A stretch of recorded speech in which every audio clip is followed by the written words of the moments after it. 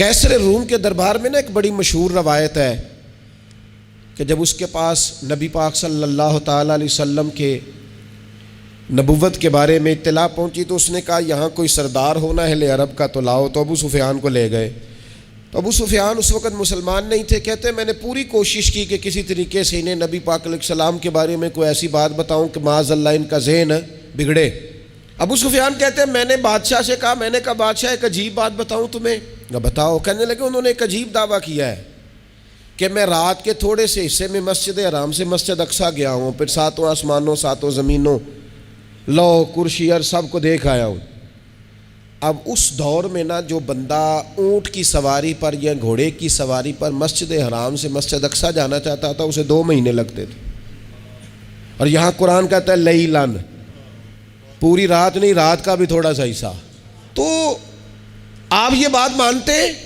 وہ کیسر روم چپ کر گیا، بات بڑی مشکل تھی کہ رات کے تھوڑے سے حصے میں مسجد اقصیٰ جانا آنا یہی بڑا مشکل تھا، اور پھر آگے کی بات تو ویسے ہی وراء الورا ہے۔ وہ ابھی چپ کیا ہی تھا کہ اس کے پیچھے نا ایک راہب بیٹھا تھا، عبادت گزار جو مسجد اقصیٰ میں عبادت کرتا تھا۔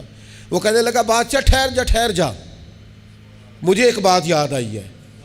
کہا جناب سنائیے۔ تو وہ کہنے لگا ایک رات میں رات کو مسجد اقصیٰ کے سارے دروازے بند کر رہا تھا، مین گیٹ میں بند کرنے لگا تو مجھ سے بند نہیں ہو رہا تھا، میں نے بڑی کوشش کی لیکن بند ہی نہیں ہوتا تھا، اور بھی باقی لوگوں کو بلایا، جدوجہد کی، بند نہیں ہوتا تھا۔ پھر میں نے بڑھائی کو بلایا، مستریوں کو بلایا، میں نے کہا یہ کیا ہو گیا ہے؟ تو وہ کہنے لگے چھت تھوڑی نیچے آ گئی ہے، دروازہ دب گیا ہے، اس وقت کچھ نہیں ہو سکتا۔ کہتے میں دروازہ کھلا چھوڑ کے چلا گیا، لیکن جب میں صبح آیا نا تو خوشبو ایسی انوکھی تھی کہ وہ نا دل اور دماغ کو معطر کرتی چلی جا رہی تھی۔ رنگ ڈھنگ نہ دو، تھوڑی دیر ہوئی ایک آیا کالیاں زلفاں والا، تھوڑی دیر ہوئی ایک آیا کالیاں زلفاں والا، ایویں 2 گھڑیاں میرے من وچ رکیا ہے۔ تھوڑی دیر ہوئی ایک آیا کالیاں زلفاں والا، ایویں 2 گھڑیاں میرے من وچ رکیا ہے، ایویں 2 گھڑیاں میرے من وچ رکیا ہے تے کر گیا نور اجالا، نیرا اجالا نہیں، نور اجالا۔ تھوڑی دیر ہوئی ایک آیا کالیاں زلفاں والا، 2 گھڑیاں میرے من وچ رکیا ہے تے کر گیا نور اجالا۔ عرصہ ہوا طیبہ کی گلیوں سے وہ گزرے تھے، اب تک ان گلیوں میں خوشبو ہے پسینے کی۔ کہا اتنی خوشبو، اتنا انوکھا انداز۔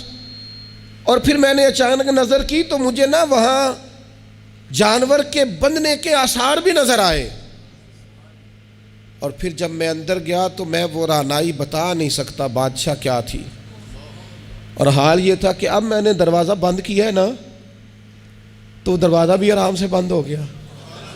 وہ گڑبڑ نہیں تھا، وہ کسی روکنے والے نے روکا تھا۔ وہ کیوں رکا تھا؟